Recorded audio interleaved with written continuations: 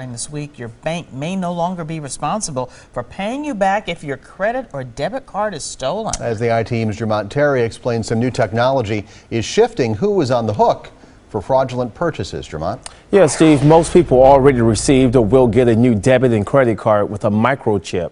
While these chips offer more protection, it could hurt small businesses.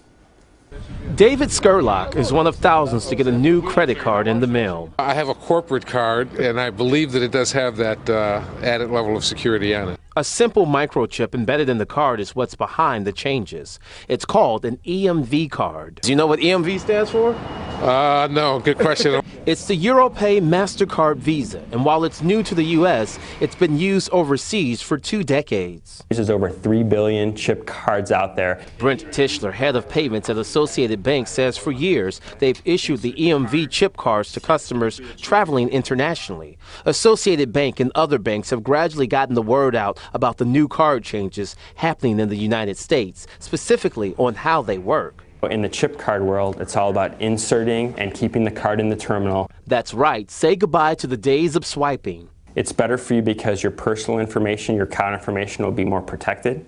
Your transaction information will be virtually impossible to counterfeit. Skimmer theft devices like these have popped up on ATMs in our area. Thieves install them and steal or download your banking information from the magnetic strip. But with the chip card, if the ATM is chip enabled and the customer has a chip card, the skimming opportunity is virtually zero. Great news for customers, but in order for you to insert the chip card, businesses have to buy the updated reader. Moderately pricey is $250. Nat Devourer just celebrated 1 year running Draft and Vessel in Shorewood. The small business owner decided to stay on top of the changes by getting the new chip reader. You're not going to win by not upgrading. Devourer and other businesses could actually lose by not buying these readers. Currently, if an illegal transaction happens with a card, the bank is responsible. But starting October 1st, if a customer has a chip card and the business is not equipped with a new reader, that business is now liable for the fraud.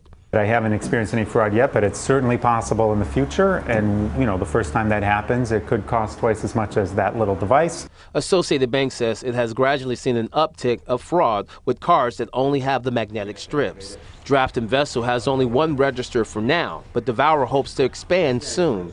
He supports the prevention of fraud, but knows these readers and the upkeep can become costly for small businesses. I've received no extra money for doing it, so it's not worth it in a financial sense, but it is worth it to make progress as a society.